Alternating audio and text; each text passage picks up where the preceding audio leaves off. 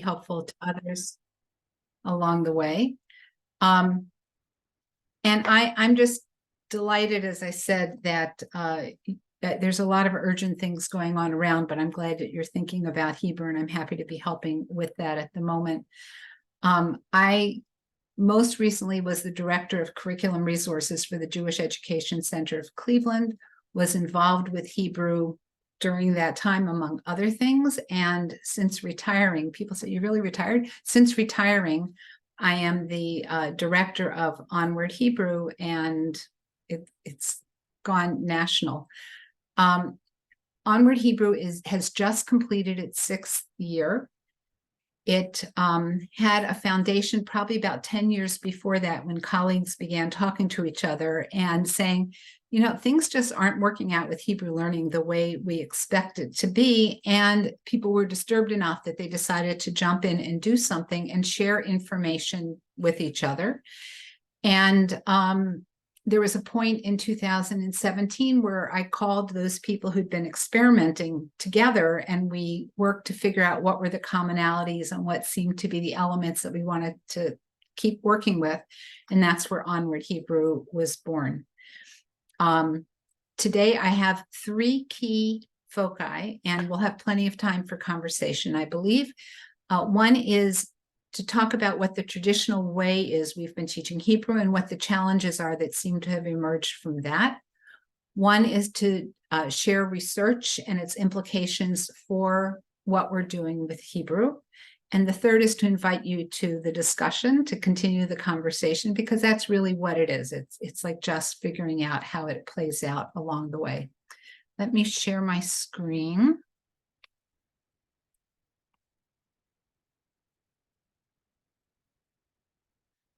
And I want to start. By the way, I'm going to be dividing things into what I would call 15-minute segments. Let me just see if I can do one thing. I'm going to stop my share for half a second and see if I can change this a minute and then go back to sharing. What I want to do is to share things with you for about 15 minutes at a time, and then I'll open the floor to conversation so that there will be these blocking points along the way, and we should have time still at the end for other conversation. So I want you to start by just thinking about what seem to be your assumptions for Hebrew learning in your setting. Whether or not you think you have assumptions, you do, because they're choices that you've made along the way. And to consider what the feedback is that you may have heard from students, teachers, clergy, whomever, and what you know about student success, because that initial reflection will be a foundation for where we do this, where we move together. And there are 3 definitions that are important to share. I'll keep using these words consistently in various meanings. One is that reading is when you gain meaning from print. When you're looking at this page that I have in front of you, you are not decoding, which is the second word. You're just looking at the word, you know immediately what it is, assuming that you're a typical reader, and you can pronounce it. It's there in your head. You actually have more than 80,000 words like this that you just look at, and you can immediately read them fluently, easily. Decoding is breaking down words. It's like you're breaking the code, and usually is divided into these small parts. So if I look at the word decoding, that might be a way an early reader works out that word decoding. And reciting is when we do things from memory. Sometimes it is intentional. We have memorized a poem that we wanted to memorize. Sometimes it's unintentional. We have been singing a certain song so many times, it's just something that we can recite. I think about my 3.5-year-old grandchild, who, if I'm reading to him The 3 Little Pigs, when we get to the line of "not by the hair of my chinny chin chin," he can recite that. He didn't go out to memorize it. It just was there. So these 3 words are important for us to keep separated, and you'll see why in just a minute. So I want to also upfront define what I would call a traditional Hebrew program. This is a bit of hyperbole because it's not everywhere and whatever, but I want to make the contrast between the way we've been teaching, which I think is 20th century learning, and what Onward Hebrew is taking us to, which is 21st century learning. So our goals in a traditional program, not surprisingly, is we often say with a bit of apology, well, we want kids to be ready for bar and bat mitzvah. I could say that also for Onward Hebrew. But we also talk about, and I'm using this wording deliberately, people say, I want them to read fluently and accurately, which we know from the definition of reading might not be true, but this idea of I want them to be fluent and I want them to be accurate. We often have Hebrew in what I call a siloed place. It's 9:15 to 10:15 on a Sunday morning and whatever time we may or may not have during the week. It doesn't flow often to other parts of the program. Materials often come from publishers who've been kind enough to put out things for us to use. Sometimes teachers create their own materials based upon their experience. Learner groupings traditionally have been high, whether it's 12, 15, 18 kids. Teachers are comfortable with, I don't know if they may not be comfortable with prayer with a capital P, davening kind of way, but they're comfortable with the Hebrew of prayer, know their letters and vowel signs, but have had minimal professional development. We don't often know what to do with teachers who are teaching Hebrew to help them do better at what they are doing, other than maybe games and things like that. And while we might talk about what happens at the bar bat mitzvah on the Pima, oh, that child did a wonderful job. One of the assessments that I would say is pretty standard is that somebody, as the child is being passed off from the educational program into the tutor, somebody gives them an assessment. They'll either give them a prayer or blessing that they've seen before, or maybe something that they haven't seen before and ask them to read it. And depending how well they read, and the conglomerate of that, we say, oh, this seems to be succeeding or it's not succeeding. So challenge number one, and I have these two challenges I'm going to lay out, is really where Onward Hebrew got started. As I said, people have been concerned that kids are not learning Hebrew the way we think they should be. They're not reading, again, using that word, fluently and accurately by the time they're finished with sixth grade. My big dissonance was I was in a sixth grade class here in Cleveland.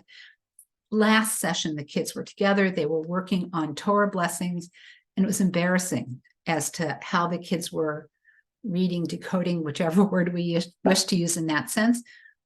That was the end of sixth grade, and they weren't doing well. And that's where I said, we can keep doing the same thing, but maybe we should be doing something differently. We also have kids then who become not engaged. They're not invested in this. We have clergy and others who'll say, these kids are not meeting my expectations. This challenge, again, is why many of us began experimenting with another way of doing things. And it comes from a variety of reasons. While we can talk about time from, we used to meet 3 days a week and then 2 days a week, and some people meet 1 day a week, and it's only 25 sessions during the year. There's that kind of time. I'm in some ways less concerned about that because we have what we have. I look at the flow of the year. In the first semester, if the holidays are kind to us, we have from September till November without a break, no snow days either. Then we have Thanksgiving, a couple weeks on, and then it's this constant off and on, off and on. It's 2-3 weeks, and then we're at Martin Luther King's birthday, we're off. Then we're on again, and then we're off for President's Day. Some places have a later February break, skiing or whatever, and they're off. And then we get to spring break, which if you're in a city that's lucky, everybody's spring break is at the same time. If you're like Cleveland, different school districts over the course of 3 or 4 weeks have different weeks that kids are off. It makes it very hard for us to be consistent. And then we have Pesach, and then we're kind of done. That second semester is a killer, which is why we have to think about what we're going to do in the first semester, but time is a problem. The other time issue is attendance has gotten worse for us. Every time I've asked, I used to ask, so how many of you, like everybody says, yes, attendance has gotten worse. So kids aren't there. And yet, in spite of all these things, we still have the same expectations of fluent and accurate reading. Another reason why we get challenged is that teachers often teach from their kishkas, like they have a feeling of what we should be doing, but we really haven't helped people think about what research can tell us, or the research that we might want to do to see how this really works out. Teachers may say, Hebrew is phonetic. It's easy to learn. And on the one hand, it is certainly phonetic as compared to English. There's more consistency.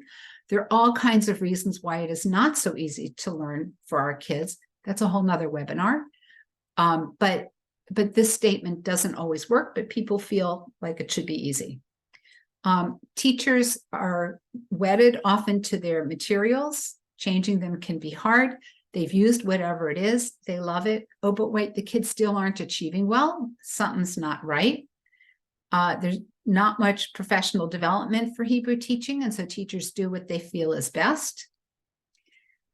The way our kids learn to read English, which does have a decoding component, is not the way we should be teaching Hebrew. This is a challenge, and we need to figure out how we can pay attention again to what research says. And places do have, I've seen lofty, wonderful Hebrew goals for Hebrew learning. Teachers don't always know what they are, or what we're doing doesn't always match exactly what our goals are. And again, things are not fine because we're still getting kids who are struggling towards the end. So that's challenge number one.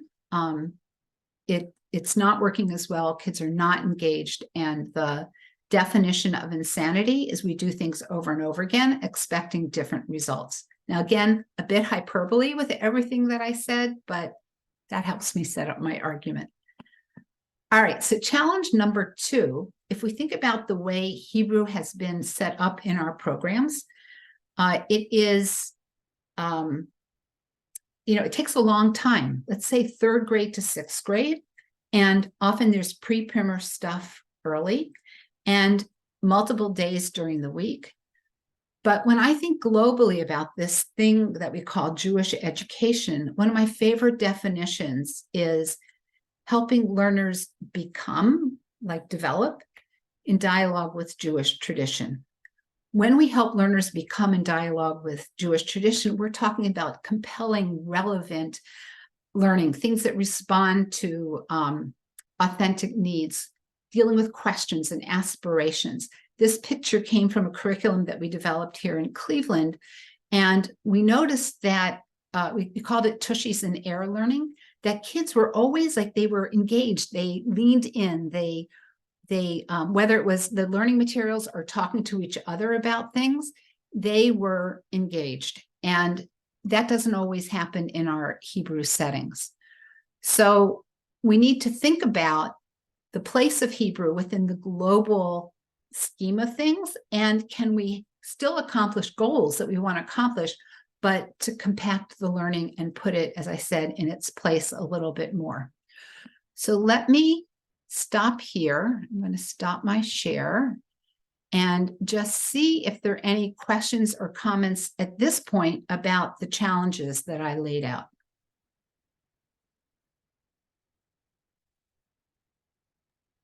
My challenge, I feel like, is convincing others that we need to change, and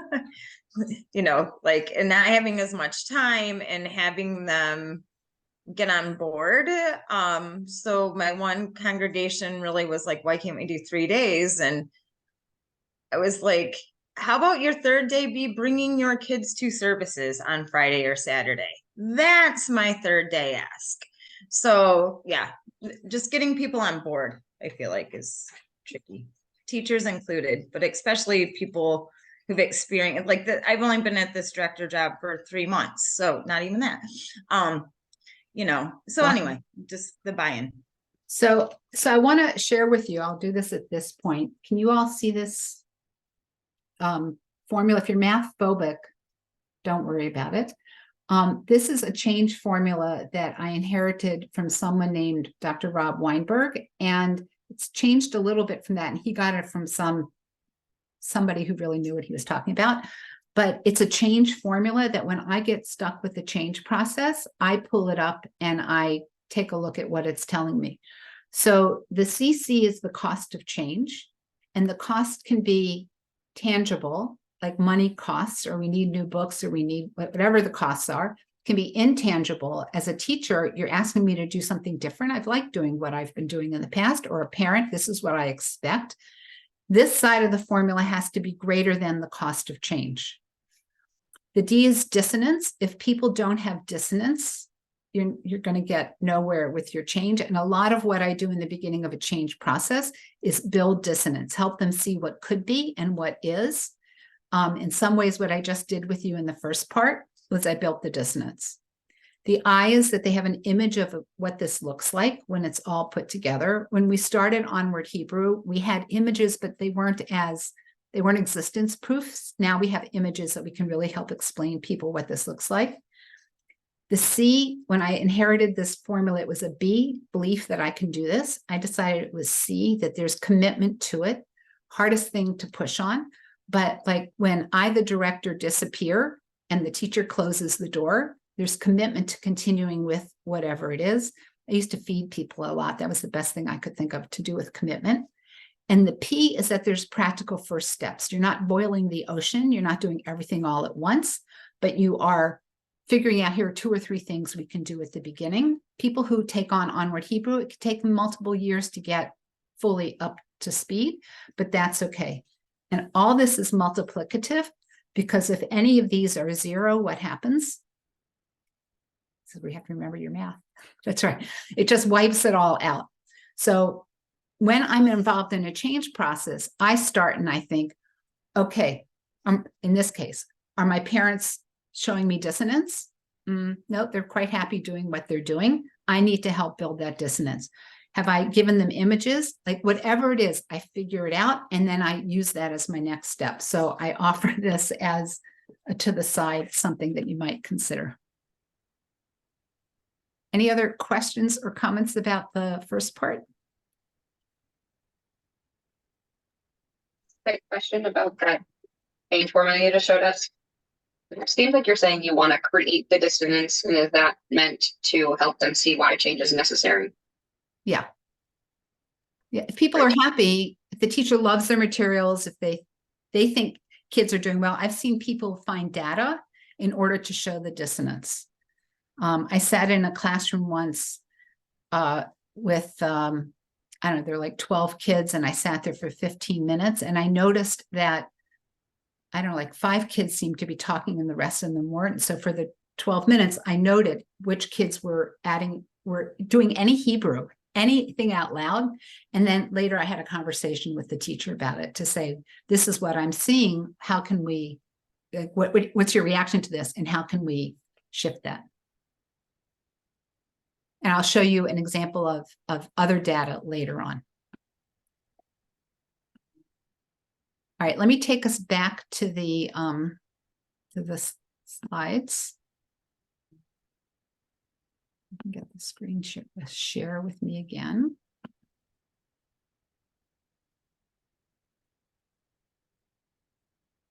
Okay, so I started with dissonance in some ways. What is it that we currently see, and what are our challenges? I want to talk about Onward Hebrew, and really with Hebrew learning, there are many different approaches, and Onward Hebrew has been based on research to the best of our ability to base it on research that addresses these challenges. For the last 2 springs, I've had conversations with the directors that are involved in Onward Hebrew just to see how things are going. And I'll tell you that not one place was doing it exactly the way another place did. Everybody figures out how to adopt it or adapt it according to their culture and their setting, and that's fine with us. People will say, well, can I just buy a curriculum? No. Well, we do have Hebrew through movement, but no, you can't buy a curriculum. We have an approach, and then you figure out what works best for you. We have all kinds of resources to help, but there are multiple pathways. When Onward Hebrew, so 2017 in October, we had this initial meeting in Cleveland. By January, there were 5 educational programs that were in with Onward Hebrew. This spring, we count 58 as being in, and they're touching over 8,000 kids. And we hope to keep growing that over time.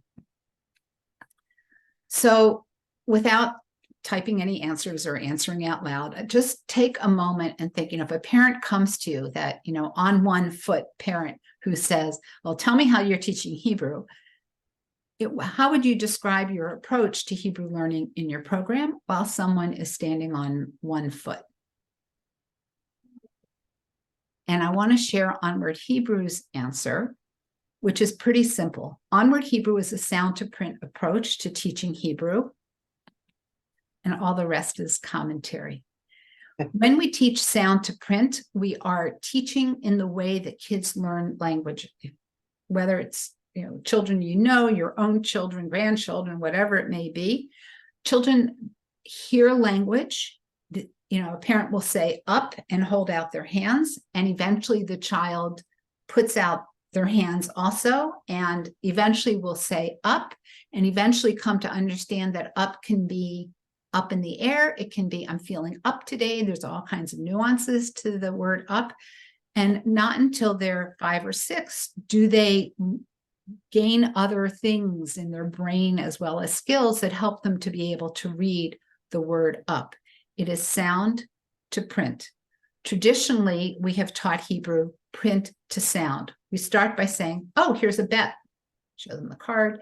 It looks like this. It has a B sound. And then we start putting it together with other words. But that's print to sound. My mentor in all of this is Dr. Lifsa Schachter. She's the person who also brought us Hebrew Through Movement. She's on my shoulders all the time. And we had a conversation a long time ago where she said to me, Nachama, in these synagogue settings, they really need to be learning language before they get to the print. And I kept saying to her, there's no way, we don't have time to do that. Well, we figured out how to do that. And now Onward Hebrew is a sound to print approach to teaching Hebrew. And it honors the research on how children learn language, both orally and in print. One of our challenges before us is to do research ourselves so that we can say, yes, this is indeed working. I have a think tank that will be starting in another month or so that we can test out do some experiments to see really what research and information we can gather ourselves. It's built on 4 elements that create this Hebrew-rich environment. It's not just Hebrew, again, 9:15 to 10:15 on a Sunday morning. These 4 things are what I call the macro sound to print approach. And I have a feeling most of you have heard them along the way. One is Hebrew Through Movement, which is built on this language acquisition. Kids hear commands in Hebrew, which get them moving. Stand up, sit down, walk, run, point, lift, whatever it may be. And once they are comfortable with these, once these are automatic for them, then we also introduce words that are related to holidays and rituals, and eventually prayers and blessings. For me, in our setting of in a synagogue setting, it's this last piece that when we can have children get into their kishkas, a different way of thinking about kishkas, get into their kishkas what key words mean from Hebrew prayers and blessings, they suddenly take on meaning. We have several videos that we recorded of a master teacher teaching Hebrew Through Movement, and turned off, like the one that I tell the story of, it turned off the camera at the end of the Pesach video. And Lifsa was sitting in the room, and she noticed the kids had these strange looks on their faces. We had taught chametz matzah, lashevet yoshvin, lashevet mesubin. And she said, tell me what you're thinking. And the kids said, we never knew what these words meant before. So when, even if they're post-hold into prayers, it suddenly opens up prayers and blessings in all kinds of ways. Somebody asked we said, do you have any questions? Somebody asked, is 15 minutes enough time? What do kids really gain in 15 minutes? Hebrew Through Movement is based on an approach that was developed at San Jose State, I think it was college at the time, a professor there who realized that adults were not learning any language well, and created something called total physical response. There was a teacher in Northern California who saw what was going on, developed Hebrew TPR, and she's the one who said in the beginning, 15 minutes is really enough. So in 15 minutes, kids have a review. They learn 3 words, 3 new words, and then they integrate the old words with the new words. And that's a 15-minute lesson. If you have 25 lessons a year, each time that the kids meet once a week, then that's 3 times 25 is 75. And you keep building up over the years. People do Hebrew through movement from kindergarten, some even from preschool, from kindergarten up through 6th grade. That's a lot of words.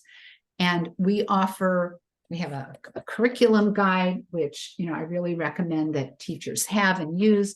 We have online training. It's all there for them. And there are things that you as directors can do to support it. So that's Hebrew through movement. And again, when we stop for questions, you're welcome to ask at that point. Second element is Jewish life vocabulary. These are in no hierarchical order. This is where we introduce words that are important to Jewish life. The word iparon is not important to Jewish life. The word kos is not important to Jewish life, but words like kol hakavod, phrases, kol hakavod, all the honor and respect to you for whatever, or labriut, you sneeze, or it's Sukkot and you want to teach hachnasat orchim, welcoming of guests. All those are what would qualify as Jewish life vocabulary. People generally introduce 1 to 3 words at a time. We don't care what words you choose what you want. We do have on our website a ton of words for you to choose from. And if you choose words that are off the list, that's fine. Again, we don't have anything where we say you have to do things in a certain way. What I've learned in talking to directors is that some places do have teachers. They say, we've asked our teachers each week to introduce the 1 to 3 words. Generally, if you have teachers that are not comfortable with Hebrew, they just didn't have time to do it that week. On the other hand, if somebody, let's say at the end of tefillah, introduces to everybody 1 to 3 minutes, 1 to 3 words, then everybody gets it. They hear it pronounced correctly. They have some context for it, and then they can go off and reinforce it later on. People often introduce Jewish life vocabulary to parents as well in bulletins and posters and all kinds of things. And the idea is that you're infusing Hebrew into your English sentences. Grab your siddur, we're going to tefillah. That's how you use Jewish life vocabulary. The third element is tefillah. Ideally, each time that kids are in session, or at least once a week. To me, this is the most important piece of sound to print learning in our synagogue settings, because then kids can build, we're back to recitation, they can get the prayers and blessings fluently in their heads and their hearts, which can later translate into the print. One of the people involved in Onward Hebrew said that her daughter, at that time, who was getting ready to become a bat mitzvah, had a friend who was involved in a different synagogue that was learning things.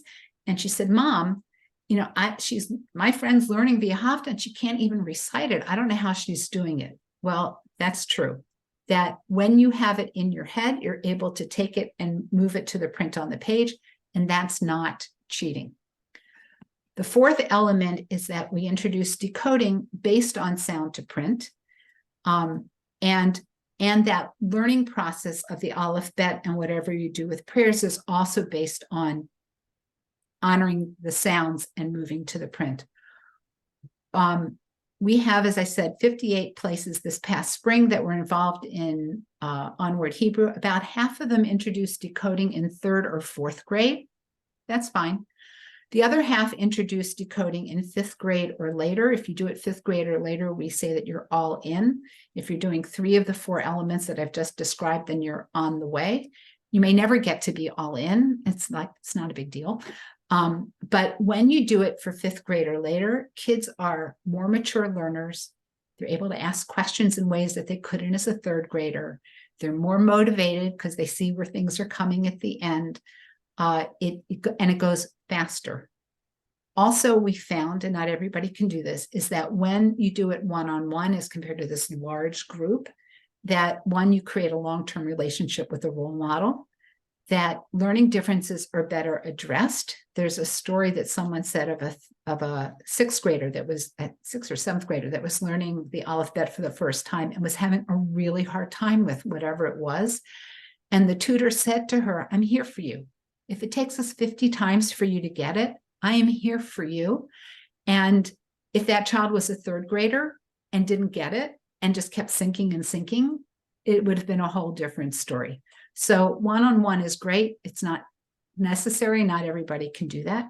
And the other thing that when we teach decoding in fifth grade or later, it puts Hebrew in its place, in its time place in our settings. We're not doing it for so many years.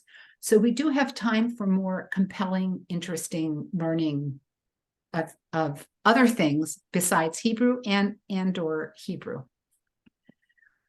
So there are people who say, well, gosh, I'm very nervous. Parents are nervous. Isn't fifth grade too late to teach decoding?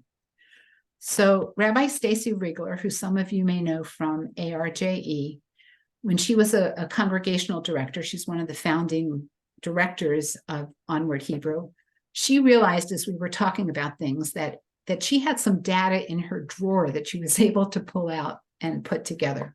So every year at the end of sixth grade, she had her kids do a 75-question decoding assessment that was developed by Bierman House.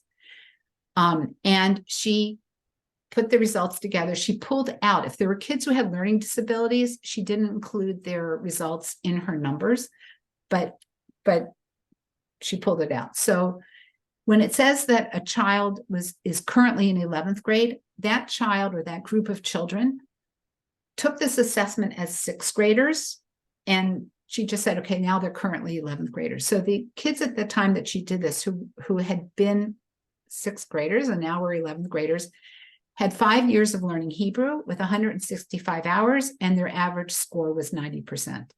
And you can see as you go down this list, down to the seventh graders who had just finished Hebrew the year before, she had been changing her system so that instead of doing it for 5 years, she started teaching the alphabet in fifth grade, and moving on from there. And the number of hours compacted. And yet the test scores, I have no idea what's statistically relevant or not, but the test scores stayed very good. So no, it's not too late to teach decoding. Again, these are mature learners who get things in very different ways. So these are the macro elements that create the Onward Hebrew environment. 3 of the 4 people are on the way. 4 of the 4, they're all in. Most people, it's the number 4 that is the holdup. We've had people for whom Hebrew through movement doesn't work for them. There's one congregation in San Francisco that does project-based learning. And she said, we just can't figure out how to do 15 minutes of Hebrew through movement. I can do everything else. So fine, that's how she does it. And we're happy to have her on board with this. So that's the macro. The micro is how we help teachers teach sound to print once kids get to Aleph Bet and to working with prayers and blessings. We have a couple resources. The one on the left of your screen is you can find it on onwardhebrew.org. Click the blog tab, scroll down to the blog that's called Let's Stop Breaking Teeth. We have a little bookmarky thing that you can print off, or you can put it into a poster and give it to teachers. And there's a video that you can use for professional development that offers teachers ideas for how they can help kids transfer sound to print. There's also on our website, tabs, resources, the icon is sound to print like you see in the picture. And it's a booklet that you can print down under teaching strategies.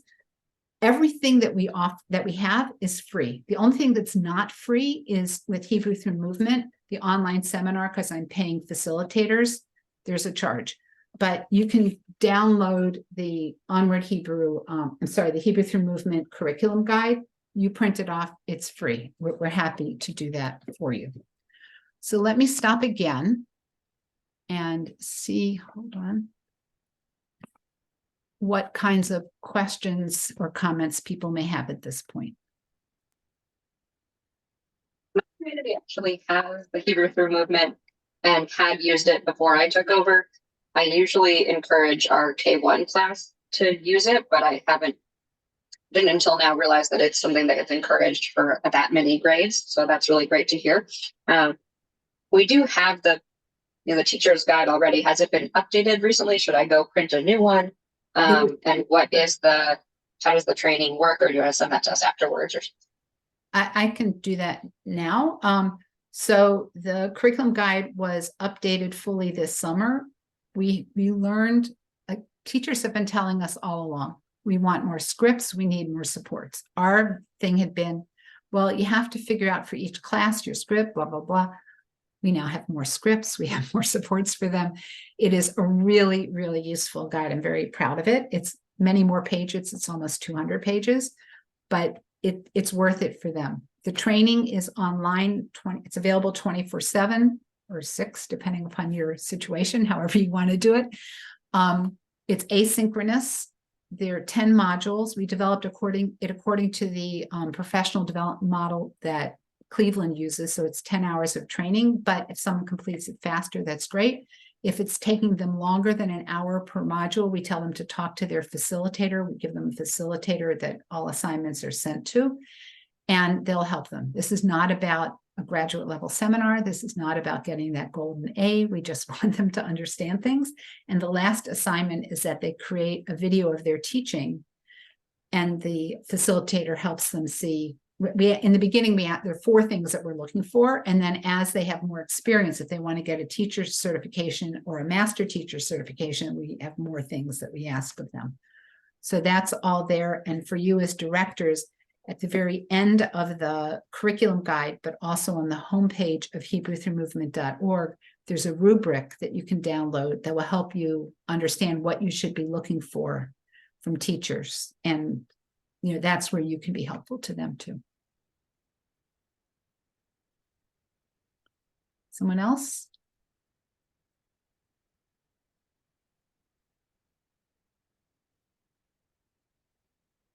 Okay. All right, then let me move back on.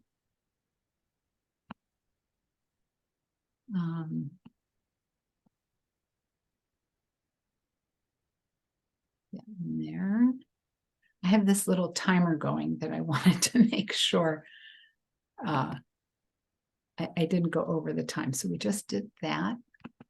All right. So let me share with you some things about decoding. I have been doing a lot of research recently on the science of reading. I don't know how much you've seen about this from what's going on with English reading in your states. But I found it to be very interesting, and that there are things that I believe from there that can help inform what we do and how we do it. So I want to, and whole webinar on that, but some 3 key things. I'm going to share with you 3 quotes about decoding, and then I'm going to share with you a quote from a director that kind of gives this comparison of the traditional way of learning Hebrew and Onward Hebrew. So first of all, I guess I should just say that one of the most consistent and well-replicated pieces of research from reading in general, a skilled reader in a first language can instantly and accurately recognize words without context. They just see it and they know what it is. A 12th grader has 80,000 words that they can do this for. I assume that adults, it keeps going. If you end up with, a technical word, you have to stop and decode it, but otherwise they're just available to you. There are things that build to that knowledge and that ability to do. There's something called orthographic mapping, which is kind of magic. We don't have the time, nor do our kids have the requisites lined up that they have because they're English language speakers and other things that happen to be able to get there. But this decoding piece can be helpful. And again, to me, it connects to the recitation. So here's one quote. In this particular research, they were talking about cognitive load, how much like mental strain is there when kids are decoding. And decoding is a first step to getting to this instant and automatic recognition of words. You have to decode out when you have things that are kind of lined up. You can decode a word, usually it's like 3-ish times, and it gets magically slurped into your brain. But if the students are spending all of their cognitive load decoding the text, which is getting the words off the paper, then what they say in relationship to reading is that there isn't much working memory capacity to pay attention to the meaning. Now, I'm not so concerned about meaning in our settings because I know that we can't get there well from what we do. Hebrew through movement helps a lot, but it's like words here and there. And it's not the same thing as reading The Cat in the Hat as a beginning text. It's a difficult adult text. But when I think about this cognitive load, I think about kids who are struggling with this. They're not getting, the spirituality isn't there. They're not necessarily connecting to the people around them, the communal aspect of prayer. So this idea of decoding and struggling with it, to me, is a barrier to some of the other things that we want, if you will, in that becoming in dialogue with Jewish tradition. This quote to me, this was actually a quote, and I put it into this kind of math thing, is a perfect storm. So the person says that when kids have deficient decoding skills, and I could argue that many of our kids do have deficient decoding skills. They don't remember all their letters and vowel signs. That Shava keeps getting in the way, like, what the heck do I do with it? It's problematic. And when, with these deficient decoding skills, they are dealing with difficult materials, and our prayers were written 500, 1,000, 2,000 years ago for adults in a foreign language that's kind of complicated, these two things add up, and they say they end up with unrewarding early reading experiences. Now, again, we're not talking about reading, we're talking about praying, but I would say that this is why the narrative of our traditional Hebrew program is what it is. Now, I hated Hebrew school. It's because there are deficient decoding skills, or it takes a lot of time and struggle to get those skills up, difficult materials, and again, we're back to those 4 kids who are sitting in that thing with their eyes kind of rolling back. The other quote, I honestly can't remember if I got this from somebody else or if I made it up, but right now I'll take it. If all you can do is decode, you cannot stay at synagogue speed. You have to have it in your head. I've certainly seen, whether a cantor or shaliach tzibor who is, up there with a student. The kid does the peticha, the first line of it, and then everybody kind of reads, and then the cantor gives a nudge, and then the kid reads the last line, because that's where they are with their decoding. You have to be able to recite the prayers and blessings in order to stay at synagogue speed. And shoving in this 4th thing, that for 500, 1,000, 2,000 years, in Jewish tradition, we recited prayers and blessings. It was, the first prayer book was, I think, or the first list of prayers even was put together, I think, in 900 of the Common Era. It's either 900 or 700. Sorry, I can't remember, but a long time ago, which meant that for hundreds of years, people were reciting prayers. There was a shaliach tzibor who recited the prayer and blessings, and if it was the same one done over and over again, people could join in. Otherwise, they simply said amen at the end. Gutenberg, who developed the printing press, 1400s, people before then may have had a very expensive manuscript. I don't know how expensive it was for people to obtain prayer books from a Gutenberg printing press and how they did it in Hebrew. It's in the 1700s that they began to get printed on a more regular basis, but not until 1865 here in the United States were prayer books mass produced. People did it orally. And now what we've been saying to our kids all these decades is, oh, no, dear, you have to be able to decode it, even though it's so hard and all that other stuff. So that's just there to put in the back of your heads. So here's where I kind of lay things out and where I think Onward Hebrew may be taking us to. If children are happy to be learning Hebrew and they're confident and competent prayers, and we talk a lot about confidence and competence in regard to Onward Hebrew, because they have learned to recite the prayers and blessings supported by sound to print, should our 21st century goal still be for them to decode any Hebrew fluently and without mistakes? I'm not saying they shouldn't be learning the alphabet. I'm not saying they shouldn't be decoding, But I am saying that we need to figure out how to take this recitation, match it to the print on the page, and say it's not cheating when you use what's in your head to stay up with the print on the page. And one of our colleagues said this to me in the spring conversation. I said, what advice do you have to other people? She said, you have to reimagine your old goals. If you find it hard to change from the learning model that feels like it was given at Sinai, you will be panicked by Onward Hebrew's learning approach. It all boils down to the question of whether the education director, clergy, and teachers are open to reconsidering the traditional Hebrew school goals outcomes.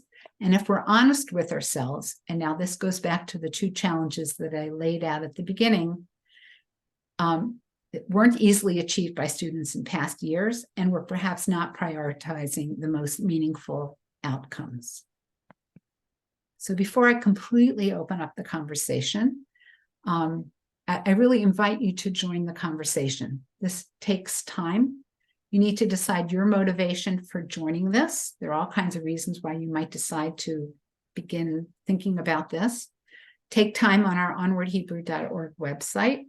We have I didn't bring a copy, but you see it on the screen. We have a booklet called Getting Started with Onward Hebrew. It really lays things out simply. It helps you think about what steps you can take with your committees, your clergy, whomever. Our Facebook group, I find that when I post, it's often crickets, but when other people post, others join in. So feel free to post anything you want on the website. Find a colleague to join with. And for next year, we already have it going this year. We've had a program, this is now the second year, called Yad B'Yad, where we match experienced Onward Hebrew directors with people who'd like to get started in a one-on-one coaching situation. So I welcome you to do that. And so let's talk.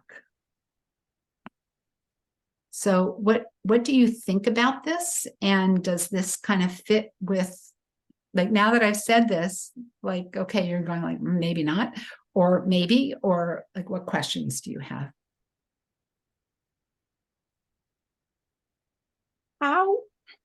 What is a typical lesson like for a fourth or a fifth grader who is just learning to decode? What do we do if it's not the typical old way to do things? Like, give me a sample of a lesson or something that you would do to teach so they can read. So one of the things that back when we first started saying, maybe, like, we kept tinkering. There's this book, Tinkering Towards Utopia, and we kept like tinkering. I can't tell you the number of textbooks and worksheets and stuff I did on tefillah, and like, enough. That's when I finally said, well, maybe we should not be teaching decoding in third grade, and we can do it at a later point and do it differently. So since I suggested that, and since my area was curriculum, that's where I developed Let's Learn Hebrew Side by Side, which has now been taken over by Shalom Learning. They've upped its technology. I did it on PowerPoint. They've now made it like real technology, which uses a lot of what I learned from Dr. Lissa Schachter about teaching. So it's still like, there are people who introduce it in fifth grade and they still use Aleph Bet Quest, or they still use Tiulim, or they, like, whatever it is, they choose to use it.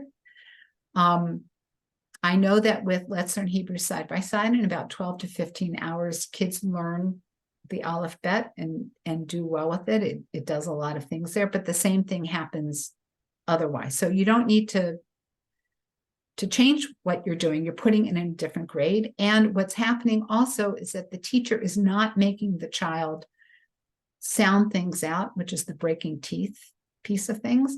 But to say, my favorite Hebrew word in prayers is b'mishmarot tehem, like, really, that's kind of hard for kids. So they could sit and decode it, which can take 5 minutes, or the teacher can say, let me read this to you, b'mishmarot tehem, and have them work ways to segment the word down into 4 parts, because there's a way that we do that in Hebrew. And then it's b'mishmarot tehem, and they put it together. So it's about honoring the sounds rather than having kids break their teeth over trying to decode. And so that's part of it. The bigger question that I get from people, not that that's not a big question, sorry, Heather, is, so what do you do in 3rd and 4th grade? That was my next question. Okay, beat you to it. So there are people who, like, one of the thoughts that I had when we started talking about this, if I go back to the process of becoming in dialogue with Jewish tradition, like, you can have time to do other things. If you're doing project-based learning, you don't have to do it in 45 minutes. You could do it in an hour and 15 minutes because now you have some time to do that. Right. People will often do Hebrew through movement, so that's 15 minutes. They'll do Jewish life vocabulary. They'll have tefillah. And in a class period, they might also do things like take things from that and build it out. So Jewish life vocabulary gets more attention. People, by the way, I don't think I mentioned this before, often attach a letter of the week to their Jewish life vocabulary. So if it's the fall and you pick sukkah and schach, the covering on top of a sukkah, and you choose the letter of the week samach, because both of them start with samach, then without doing, what, like I always say, like 2 to 4 minutes, like and like everybody in the school, if you're doing the letter of the week samach, everybody in the school could spend 2 to 4 minutes doing something with their teachers that reinforce that letter of the week, whether it's wiki sticks or whether it's the bodies or whether it's shaving cream, something that just gets the shape of the letter in their heads. If you do that for a number, just the letter, but it's attached to a word, by the time kids get to 6th grade, they will have been exposed to the Aleph Bet, 6 times? And that also makes it easier. And again, these letters are connected to something else, which makes a difference. They have some phonemic awareness of what the letters sound like and what they look like. So there are things that people do, and there are some directors who've spent time thinking about what happens in 3rd, 4th grade. And if you post on Onward Hebrew, you can ask people to share that with you. But you can use it for other things, or you can use it for things. Some people will do things related to prayer, like the spirituality piece of prayer, whatever that means to a 3rd and 4th grader, or meanings of the prayers. Some people will use Hebrew in harmony, but not the decoding pieces. They'll do the spiritual part of that, or they'll use, there's a curriculum that we developed called J Prayer. They may use the meaning-making pieces of that. So there are things you can do related to tefillah, but it's just not working on the decoding at that point. So if a child, if say we'll use 5th grade, do you, and while the students are in tefillah, do you have transliterated prayers? Is that what you're using? Or? Yes, and some use transliterated. They'll have the Hebrew, the transliteration, and something that illustrates, especially if it's a visual prayer. Some will do nothing and just do it orally. It depends, and some do it differently, like they'll do things differently for lower grades, middle grades, and those upper grades, so that it changes according to timing. I think on our website under it's under the resources tab, the overview, and then there's a thing on voices, I think is what it's called. Last year when I talked to people, I pulled out what they had to say, and I think there are people who talked about tefillah, and you can click and see what different directors said about tefillah, and there may be some clues there too. Thank you.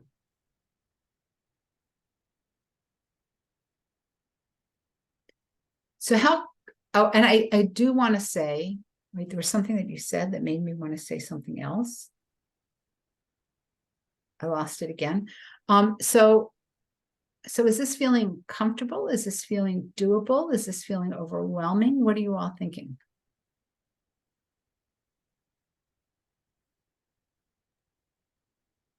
I believe in the premise of it that 3rd grade is not necessarily the best grade to start teaching Hebrew and decoding, and it should be pushed off.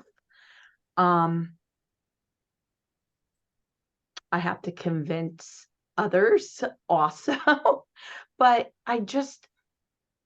so the premise is basically, and maybe I'm missing, and I understand that you're teaching at a later grade, not third grade, whether fourth or fifth grade, because then the student is more, I don't know what the word I'm looking for, Mature. is better able I to- see it as developmentally ready. Thank you. That, yes. Yeah. So, because I worked in a special ed classroom for 20 years in public school. So, just the idea of waiting to get those sounds and letter association is huge. So I liked hearing that, yeah, having the letter of the week, and that's kind of what the directors prior to me have been doing with the Hebrew Through movement, and because just different things. I think it was the Hebrew Through, yeah, waiting till fourth grade, and then we're assessing our kids this year, and I'm like, whoa, they can't even start decoding if they don't know the letters. So just making sure that you are being cognizant of putting that in your second and third grade classrooms, at least, that they're at least seeing the alphabet to build. That's how I've interpreted the onward movement with the Hebrew and movement and Hebrew and harmony and all of those pieces. But that's what I'm trying to put all together, right? Like So, how yeah. it works and the right times, but making sure the kids that, like in fourth and fifth grade, the alphabet isn't this totally foreign thing that they've only seen in the text or, in services. So. Right. But it doesn't have to be that way too. There are people who wait. We used to talk about delaying decoding, and that made everybody nervous. Right. And by the way, I'm watching the time. I'm going to take 2 minutes and then we'll be done. That made people nervous. And we used to talk about waiting. The approach is simply that we teach decoding based upon the sounds. To us, it's more important to teach the sounds of Hebrew than it is to teach the alphabet. If kids don't have the alphabet until fifth grade, Dayenu, that's okay. They still get it as they move along. And there are people who teach decoding in sixth grade as the first time they introduce it. And there are people, this is my favorite, to be honest, who teach decoding, depending upon the place, either 11 to 14 months out from B'nai Mitzvah. They have all this Hebrew foundation. And there's actually an action research project on this, which shows how this works well. But the kids are introduced to decoding in this particular program 11 months out from B'nai Mitzvah. It takes 3 months with a one-on-one tutor to get the decoding. They already have the prayers and blessings. And then what they do is they move right to the B'nai Mitzvah tutor. And they are very successful. So thank you all very much. I know people have to run. I'm willing to stay on. I'm going to turn off the recording. But if you have other questions or comments, I'm happy to be here. And thank you very much. And, my heart is with everybody as you're dealing with supporting your communities as well as yourselves. Let me turn this off. I'll stay for another